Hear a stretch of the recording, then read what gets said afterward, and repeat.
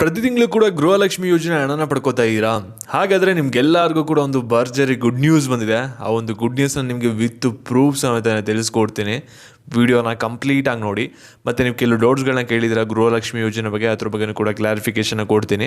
ಅದಕ್ಕಿಂತ ಮುಂಚೆ ಯಾರು ಚಾನಲ್ ಸಬ್ಸ್ಕ್ರೈಬ್ ಮಾಡ್ಕೊಂಡ್ರಲ್ಲ, ಪ್ರತಿಯೊಬ್ಬರು ಕೂಡ ಸಬ್ಸ್ಕ್ರೈಬ್ ಮಾಡ್ಕೊಳ್ಳಿ. ಹಾಗೆ ಪ್ರತಿಯೊಬ್ಬರು ಕೂಡ ವಿಡಿಯೋಗೊಂದು ಲೈಕ್ ಕೊಡಿ. ಯಾಕಂದರೆ ಕೂಡ ಒಂದು ಲೈಕ್, ಒಂದು ಸಬ್ಸ್ಕ್ರೈಬಿಂದ ನಿಮ್ಗೆ ಇದೇ ರೀತಿ ಕಂಟಿನ್ಯೂಸ್ ಆಗಿ ಅಪ್ಡೇಟ್ಸನ್ನು ನೀಡ್ಬೋದಾಗಿರುತ್ತೆ. ಇವಾಗ ನಾವು ಡೈರೆಕ್ಟಾಗಿ ವಿಡಿಯೋ ಬಗ್ಗೆ ಬರೋಣ. ಇಲ್ಲಿ ಸಾಕಷ್ಟು ಜನ ಕೇಳ್ತಾ ಇದ್ದೀರಾ, ನಮಗೆ ಗೃಹಲಕ್ಷ್ಮಿ ಯೋಜನೆದು ಒಂದು ಕಂತಿನ ಹಣನೂ ಕೂಡ ಬಂದಿಲ್ಲ, ನಾವೇನು ಮಾಡ್ಬೇಕು ಹೇಳಿ ಅಂತ. ಇಲ್ಲಿ ಸರ್ಕಾರದವ್ರು ಹೇಳಿದರೆ 31ನೇ ತಾರೀಕುವರೆಗೂ ಕೂಡ ನೀವು ವೆಯ್ಟ್ ಮಾಡಬೇಕಾಗತ್ತೆ, ಮಾರ್ಚ್ 31ನೇವರೆಗೂ ಕೂಡ. ಯಾಕೆಂದರೆ ಸರ್ಕಾರದವರು ಒಂದು ಭರವಸೆನೇ ಕೊಟ್ಟಿರೋದು ಮಾರ್ಚ್ 31ನೇ ತಾರೀಕು ಅಷ್ಟರಲ್ಲಿ ಗೃಹಲಕ್ಷ್ಮಿ ಯೋಜನೆದು ಪೆಂಡಿಂಗ್ ಅಮೌಂಟ್ ಏನಾಗಿದೆ, ಯಾರ್ಯಾರಿಗೆ ಬಂದಿಲ್ಲ ಅವ್ರಿಗೆ ಹಾಕ್ಕೊಡ್ತೀವಿ ಅಂತ ಹೇಳಿದರೆ. ಇನ್ ಕೇಸ್ 31ನೇ ತಾರೀಕು ಆದಮೇಲೂ ಕೂಡ ಬಂದಿಲ್ಲ ಅಂದರೆ ಸರ್ಕಾರದವರು ಇನ್ನೊಂದು ಆದೇಶನ ಹೊರಡಿಸ್ಬೇಕಾಗುತ್ತೆ. ಅವ್ರ ಕಡೆಯಿಂದ ಅಪ್ಡೇಟ್ ಬರೋವರೆಗೂ ಕೂಡ ನೀವು ವೆಯ್ಟ್ ಮಾಡಬೇಕಾಗುತ್ತೆ. ಇನ್ನೊಂದು ನಿಮಗೆ ಸಡನ್ನಾಗೆ ಒಂದು ಅಪ್ಡೇಟ್ ಬೇಕಂದರೆ ನೀವು ಮಹಿಳಾ ಮತ್ತು ಮಕ್ಕಳ ಅಭಿವೃದ್ಧಿ ಇಲಾಖೆಗೆ ಹೋಗಿ ಅಲ್ಲಿ ನೀವು ಕಂಪ್ಲೇಂಟ್ನ ರೈಸ್ ಮಾಡಬೇಕಾಗುತ್ತೆ. ಇಷ್ಟೇ ನಿಮ್ಗೆ ಆಪ್ಷನ್ಸ್ ಇರೋದು.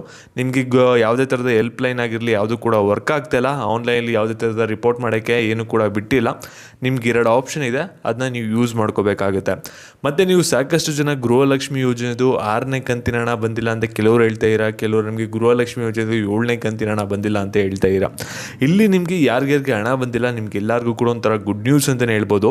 ಇಲ್ಲಿ ಗೃಹಲಕ್ಷ್ಮಿ ಯೋಜನೆದು 6ನೇ ಕಂತಿನ ಹಣ ನಿಮ್ಗೆ ಏನಾದರೂ ಬಂದಿಲ್ಲ ಅಂದರೆ ಇನ್ ಕೇಸ್ 7ನೇ ಕಂತಿನ ಹಣ ಜೊತೆ ಬರುತ್ತೆ, ವೆಯ್ಟ್ ಮಾಡಿ ಕಂಬೈನ್ ಆಗಿ ಬರುತ್ತೆ. ಅದ್ರ ಬಗ್ಗೆ ನೀವು ಹೆಚ್ಚು ಏನು ತಲೆ ಕೆಡ್ಸ್ಕೊಳ್ಳೋ ಅಗತ್ಯ ಇರಲ್ಲ. ಮತ್ತು ಇದ್ರ ಜೊತೆಗೆ ನೀವು ಎಷ್ಟು ಜನ ಕಮೆಂಟ್ ಹಾಕಿ ಹೇಳ್ತಿರೋದು ನಮಗೆ ಗೃಹಲಕ್ಷ್ಮಿ ಯೋಜನೆದು 7ನೇ ಕಂತಿನ ಹಣ ನಮ್ಮ ಜಿಲ್ಲೆಗೆ ಬಂದಿಲ್ಲ, ನಮ್ಗೆ ಯಾವಾಗ ಬರುತ್ತೆ ಅಂತ. ಇಲ್ಲಿ ನಿಮಗೆ ಆಗಲೇ ಒಂದು ಲಾಸ್ಟ್ ವೀಡಿಯೋದಲ್ಲಿ ತಿಳಿಸ್ಕೊಟ್ಟಿದ್ದೆ, ನಿಮಗೆ ಗೃಹಲಕ್ಷ್ಮಿ ಯೋಜನೆ ಹಣ ಬಂದ್ಬಿಟ್ಟು 25ನೇ ತಾರೀಕು ಒಳಗಡೆ ಬರುತ್ತೆ ಅಂತ.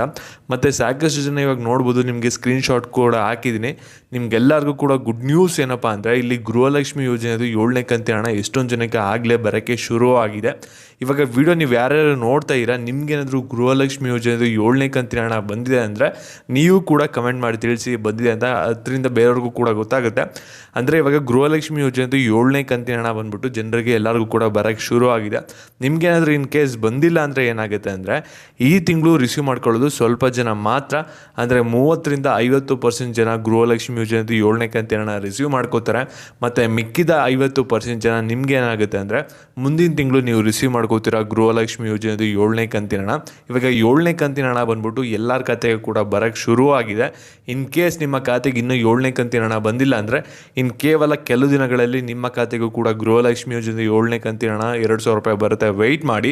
ಮತ್ತು ಈ ಒಂದು ವಿಡಿಯೋನ ಯಾರ್ಯಾರು ಗೃಹಲಕ್ಷ್ಮಿ ಯೋಜನೆ ಹಣನ ಪಡ್ಕೋತಾ ಇರ್ತಾರೆ ಎಲ್ಲರಿಗೂ ಕೂಡ ಶೇರ್ ಮಾಡಿ.